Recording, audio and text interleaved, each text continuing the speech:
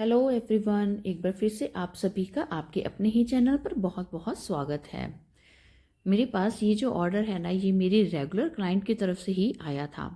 उन्होंने डिज़ाइन खुद ही सिलेक्ट किया और बस एक ही डिज़ाइन मेरे पास भेज दिया था और मुझे वो इस केक पर बनाना था। तो ये जो केक है ये मुझे बनाना था चॉकलेट ट्रफ़ल, यानी कि अंदर से मुझे ये जो इसकी क्रम कोटिंग है वो चॉकलेट ट्रफ़ल में रेडी करनी थी और इसकी फाइनलाइजिंग मुझे करनी थी व्हिप्ड क्रीम के साथ में। तो यहाँ पर 1 kg का केक मुझे बनाना था। इसके लिए जो चॉकलेट स्पॉन्ज है वो मैंने रेडी किया है 6 इंच के टिन में, क्योंकि आप भी जानते हैं कि जब आप चॉकलेट ट्रफल के साथ में केक रेडी करते हैं ना तो उसकी हाइट बहुत ज़्यादा नहीं आती। सो यहाँ पर मैंने 6 इंच के टिन में स्पॉन्ज बेक करने के लिए 300 ग्राम प्रीमिक्स लिया और फिर 3 स्लाइस इसमें से मैंने कट कर ली है। जब भी आप चॉकलेट ट्रफल केक बनाएं तो ध्यान रहे कि जो आपके स्पॉन्ज में डोम वाली होती है ना, एक स्लाइस जिसमें थोड़ी सी ज़्यादा हाइट होती है, उस स्लाइस को ना आप फ्लैट करके ही यूज़ कीजिए। मैंने भी यहाँ से थोड़ा सा एक्स्ट्रा पार्ट आपने शुरू में देखा होगा तो वो ऊपर से हटा दिया था। तो यहाँ पर अब जो मुझे बीच में ट्रफल ऐड करना था उसके लिए मैंने चॉकलेट गनाश बनाया है 2:1 रेशो के साथ में। यहाँ पर मैंने 300 ग्राम डार्क चॉकलेट कंपाउंड का यूज़ किया और उसका हाफ यानी कि 150 ml मैंने फ्रेश अमूल क्रीम का यूज़ किया है। और फिर इस गनाश को आप चाहें तो एक दिन पहले बना लीजिए, जैसे कि आजकल ठंड का मौसम है और इसको आप अगर सेम डे बनाएं तब भी चल जाएगा, आप एक दिन पहले बना लीजिए तब भी चल जाएगा।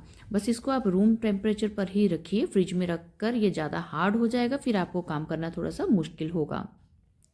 तो यहाँ पर स्पॉन्ज की सोकिंग करने के लिए मैंने प्लेन वाटर का ही यूज़ किया है और पाइपिंग बैग के साथ में ही मैंने ये सारा जो गनाश है वो लेयर्स में ऐड किया है। और क्रम कोटिंग मैंने कैसे की है आपको साथ के साथ वीडियो देखकर अच्छे से समझ आ जाएगा। अब फिर इसको ना मैंने 2 घंटे के लिए फ्रिज में रख दिया था सो दैट ये जो अच्छे से गनाश है मेरा सेट हो जाए, फिर मैं इसके ऊपर आगे क्रीम के साथ में काम अपना शुरू कर सकूं।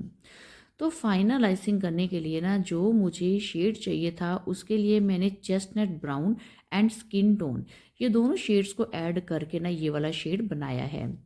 अगर मैं सिर्फ स्किन टोन शेड का यूज़ करती तो ये कलर ना ऑफ वाइट तो बन जाता, बट जैसा मुझे थोड़ा कैमल शेड में ये कलर चाहिए था ये वैसा नहीं बनता। तो आप कह लीजिए कि आज मुझे थोड़ा सा ना बेज टाइप के कलर की ज़रूरत थी। तो यहाँ पर अब फाइनलाइजिंग का काम भी मैंने कंप्लीट कर दिया है। अब उसके बाद में जो डिज़ाइन इस पर बनाना था ना, वो डिज़ाइन का काम जो है ना वो मेरा एक तरीके से फेवरेट वाला काम है। मुझे वैसा वाला डिज़ाइन बनाना ना बेहद पसंद है। जब भी कभी मुझे खुद से डिज़ाइन बनाना हो तो मैं ऐसे वाला डिज़ाइन ज़रूर ही ट्राई कर लेती हूँ। और आज तो मेरे पास सामने से ही ऐसा डिज़ाइन खुद से आ गया था बनाने के लिए। सो सबसे पहले तो मुझे यहाँ केक के सेंटर पर ना बर्थडे मैसेज लिखना था विद नेम, और इसके लिए मैंने यूज़ किया है चॉकलेट गनाश का ही।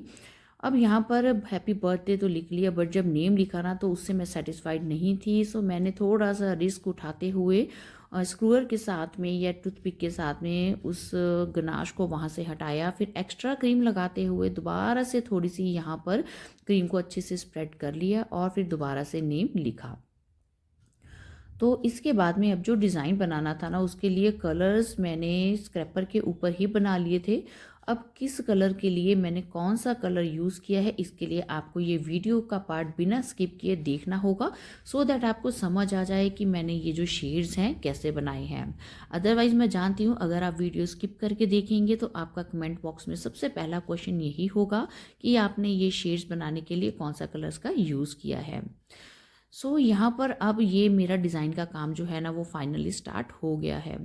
और इसके लिए मैंने पेंटिंग पैलेट नाइफ़ का यूज़ किया है। मैंने 2 स्क्रैपर्स के ऊपर ये शेड्स बना लिए थे और फिर जैसा कि क्लाइंट ने फ़ोटो शेयर की थी वो भी मैंने सामने मोबाइल में निकाल कर ही फ़ोटो रखी थी, क्योंकि आज सारा काम ना मुझे मोबाइल से फ़ोटो देखकर ही साथ के साथ में ये डिज़ाइन ऊपर बनाना था।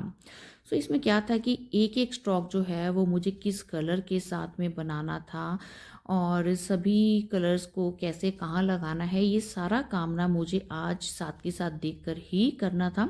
अदरवाइज़ कई डिज़ाइन होते हैं बहुत इजी होते हैं, बस आपने एक बार देख लिया आप उसको देखकर बना लेते हैं। तो केक के टॉप पार्ट पर कौन सी जगह पर कौन से कलर का स्ट्रोक आना है ये सारा ही काम मैं बहुत ही ध्यान से देख कर रही थी। तो यहाँ पर आपने इस पेंटिंग पैलेट नाइफ़ के साथ में जो क्रीम लेनी है वो सिर्फ उतनी ही लेनी है जो कि इस पेंटिंग पैलेट नाइफ़ के बैक साइड पर आए। उससे एक्स्ट्रा क्रीम आपने पेंटिंग पैलेट नाइफ़ के साथ में नहीं उठानी है। और आप चाहें तो ये वाले स्ट्रोक देने से पहले आप अपने केक को अच्छे से चिल्ड कर लीजिए, फिर उसके ऊपर काम कर सकते हैं, वो आपके लिए और ज़्यादा आसान होगा। बट मैंने ये काम जो है साथ के साथ ही किया है। मैंने फाइनल आइसिंग करने के बाद में केक को रेस्ट देने के लिए नहीं रखा था।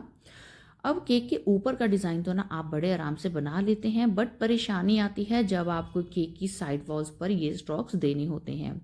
ये काम मेरे लिए भी थोड़ा सा ट्रिकी हो जाता है, थोड़ी सी एक्स्ट्रा मेहनत लगती है, टाइम एक्स्ट्रा लगता है।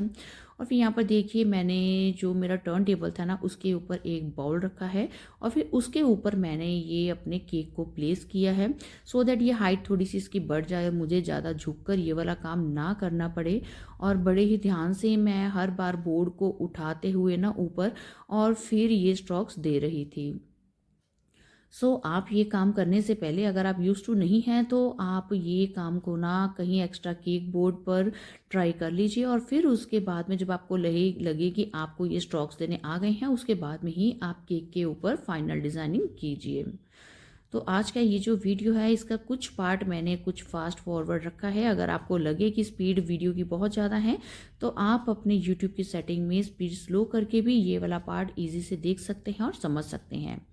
यहाँ पर अब फाइनली कुछ मैंने यहाँ पर गोल्डन एडिबल फॉयल लगा दिया है, साथ में कुछ गोल्डन स्प्रिंकल ऐड किए हैं जो कि डिज़ाइन में था। बस उसके अकॉर्डिंग सारा डिज़ाइन मैंने प्रिपेयर किया है।